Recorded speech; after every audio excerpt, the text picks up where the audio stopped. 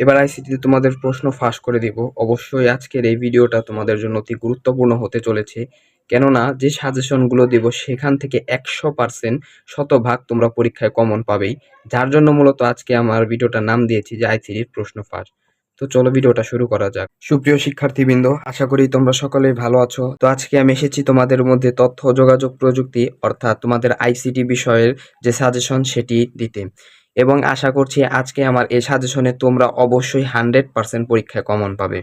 তোমরা দেখতে পাচ্ছ যে এখানে প্রথম অধ্যায় থেকে আমি যে সাজেশনগুলো দিয়েছি তার ভিতর রয়েছে virtual reality, artificial intelligence, cryosurgery, biometrics, nanotechnology এবং জেনেটিক ইঞ্জিন। এবং তোমাদের ইনফরমেশনের জন্য বলে রাখি, এই অধ্যায় থেকে কিন্তু দুটি প্রশ্ন আসবে, অবশ্যই ফিক্সড, এবং দুটি প্রশ্ন যেটা প্রত্যেকবার বোর্ডে আসে এবং এবারও আসবে। অর্থাৎ তোমরা যদি থিওরি থেকে দুটি প্রশ্ন অবশ্যই পরীক্ষায় উত্তর করতে চাও তাহলে কিন্তু তোমাদের এই কয়েকটি বিষয় এগুলো সম্পূর্ণ এবং পরিপূর্ণভাবে শিখতে হবে। তা না হলে কিন্তু তোমরা দুটি উত্তর এই অধ্যায় থেকে করতে পারবে না। তো এই অধ্যায় থেকে সবচেয়ে ইম্পর্টেন্ট হচ্ছে বায়োমেট্রিক্স এবং ন্যানো টেকনোলজি। এই দুটা থেকে তোমরা গ্যারান্টি 100%, 100-এ 100 যে এই অধ্যায় থেকে দুটো আসবেই, 100-এ 100 এই অধ্যায় থেকে দুটো প্রশ্ন আসবেই বায়োমেট্রিক্স এবং ন্যানো টেকনোলজি থেকে। তারপর রয়েছে জেনেটিক ইঞ্জিনিয়ারিং, এটি অতি গুরুত্বপূর্ণ, এবং ভার্চুয়াল রিয়ালিটি, আর্টিফিশিয়াল ইন্টেলিজেন্স এবং ক্রায়োসার্জারি, এই তিনটি বিষয়ের সাথে মোটমাট আরও তিনটি বিষয়, এগুলো যদি সম্পূর্ণভাবে তোমরা পরিপূর্ণভাবে পড়তে পারো তাহলে কিন্তু তোমাদের আর পরীক্ষার প্রশ্নে কোনো বাধা থাকবে না। দুটি প্রশ্ন অবশ্যই তোমরা উত্তর করে আসতে পারবে। এরপর রয়েছে তোমাদের দ্বিতীয় অধ্যায়, এবং দ্বিতীয় অধ্যায়টির নাম হচ্ছে কমিউনিকেশন সিস্টেম ও নেটওয়ার্কিং, এবং অবশ্যই তোমরা এই অধ্যায় থেকে মাত্র তিনটি, অবশ্যই হ্যাঁ আবারও বলছি, মাত্র এই তিনটি প্রশ্ন যদি তোমরা পড়ে যাও তাহলে তোমরা এই অধ্যায় থেকে একটা প্রশ্ন অবশ্যই সলভ করে আসতে পারবে। এবং এই তিনটি প্রশ্নের ভিত্তিতে যে টোপোলজিটা রয়েছে এটা সবচেয়ে বেশি ইম্পর্টেন্ট, কেননা টোপোলজির ভিতরে বাস, রিং, স্টার ট্রি এবং মেশো হাইব্রিড টোপোলজি যেটা রয়েছে এখান থেকে কিন্তু একটা প্রশ্ন আসবে, এবং এটা শিওর 100-এ 100 গ্যারান্টি যে টোপোলজি থেকে একটা প্রশ্ন আসবে। ব্লুটুথ এবং ক্লাউড কম্পিউটিং এগুলো গ এবং ক উভয়ে আসতে পারে, যেরকম ক্লাউড কম্পিউটিং কাকে বলে এবং ব্লুটুথ কাকে বলে।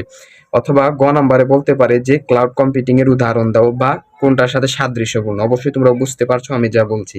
তো এর জন্য সবগুলো টপোলজি কোনটা কি এবং ভালোভাবে চিনতে হবে এবং পড়তে হবে।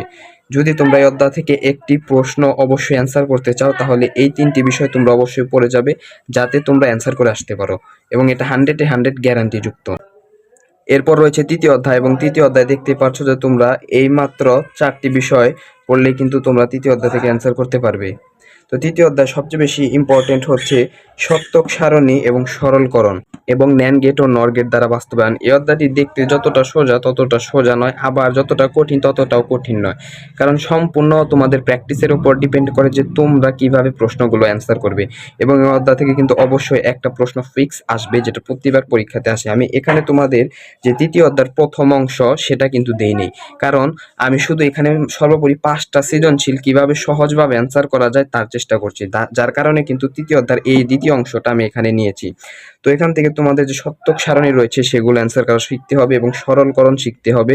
তারপর অ্যান্ড কোড এবং অ্যান্ড গেট এবং নর গেট দ্বারা বাস্তবায়ন এগুলো শিখতে হবে। তোমরা যদি এই সরলকরণ না পারো তাহলে কিন্তু অ্যান্ড গেট ও নর গেট দ্বারা বাস্তবায়ন এটা কিন্তু পারবে না। তো এই অধ্যায়ের উপর কিন্তু অবশ্যই তোমাদেরকে যে আগে যে সময়গুলো ছিল তার উপর প্র্যাকটিস করা আছে হয়তো, আমি আশা করি, যার কারণে তোমরা এই অধ্যায়টি পারো। যার কারণে মূলত আমি যে 4টা প্রশ্ন দিয়েছি এখান থেকে ফিক্স 4টা প্রশ্ন আসবে, এবং এগুলো তোমাকে অবশ্যই জেনে রেখে যেতে হবে যাতে তুমি অ্যান্সার করতে পারো। এবং যদি তোমরা এখান থেকে কোনো বিষয়টা না বুঝতে পারো বা এখন তোমাদের জানার জন্য পরীক্ষা অ্যান্সার করার জন্য প্রয়োজন হয় তাহলে কিন্তু এটার উপর আমি ডেডিকেটেড একটা ভিডিও বানাতে পারি, যার মাধ্যমে কিন্তু এই 4টা বিষয় তোমরা অবশ্যই সলভ করতে পারবে এতটুকু কম সময়ের ভিতরে। অবশ্যই তোমরা নিচে কমেন্ট করো এবং বলো, আমাকে জানাও। তো আশা করি আই হোপ তোমরা এই অধ্যায়ের সাজেশনটা পেয়ে গেছো। এই 4টা বিষয় মোটমাট পড়লে বা ভালোভাবে জানলে তোমরা এখান থেকে একটা সৃজনশীল অবশ্যই অ্যান্সার করে আসতে পারবে। তো এরপর রয়েছে আমাদের চতুর্থ অধ্যায়, হাইপার টেক্সট মার্কআপ ল্যাঙ্গুয়েজ। তো এইচটিএমএল আমরা কম বেশি সবাই এর সম্পর্কে ধারণা রাখি এবং সবাই পারি কম বেশি। তো এইচটিএমএল এর মূল বিষয় এবং মূল ভিত্তি হচ্ছে ওয়েব ডিজাইন করা। তো ওয়েব ডিজাইনের জন্য এই অধ্যায় থেকে যে প্রশ্নগুলো সর্বোপরি এসে থাকে সেটা হচ্ছে ওয়েব পেজের জন্য এইচটিএমএল কোড লিখো, এবং এইচটিএমএল কোডের সাথে ছবি অথবা একটা ওয়েব অ্যাড্রেস দেওয়া থাকে, সেই লিঙ্কগুলো যুক্ত করতে হয়। এবং এখান থেকে যে 3 ধরনের প্রশ্ন দেখছো এটা কিন্তু তোমাদের 100% আসবে, এবং এখান থেকে কিন্তু একটা প্রশ্ন আসবে, সেটা ফিক্স, তোমরা ধরে রাখো। ছবির লিঙ্ক করা অথবা ওয়েব অ্যাড্রেস যুক্ত করা, এগুলো যদি তোমরা না পারো এর জন্য আমি আরেকটা ডেডিকেটেড ভিডিও বানাতে পারি এই সম্পূর্ণ বিষয়ের উপর। অবশ্যই এই অল্প সময়ের ভিতরে এই সবগুলো জিনিস কভার করা সম্ভব নয়, কিন্তু তোমাদের যাতে সম্পূর্ণ এবং পরিপূর্ণ 5টা অ্যান্সার করতে পারো তার জন্যই মূলত আজকে আমার এই ভিডিওটা বানানো। আই হোপ তোমরা আমার কথা বুঝেছো। যদি তোমাদের কোনো বিষয়ে যদি বুঝতে সমস্যা হয় বা কোনো একটা বিষয় পার্টিকুলারে যদি তোমরা না বুঝো বা অ্যান্সার করতে না জানো, কোনো ধারণাই না থাকে, তাহলে অবশ্যই আমাকে কমেন্ট করো। আমি সেটার উপর অবশ্যই এই অল্প সময়ের ভিতরে একটা কাঙ্ক্ষিত ভিডিও বানাবো, পরীক্ষায় কোনো একটা সিঙ্গেল অ্যান্সারও মিস না হয়।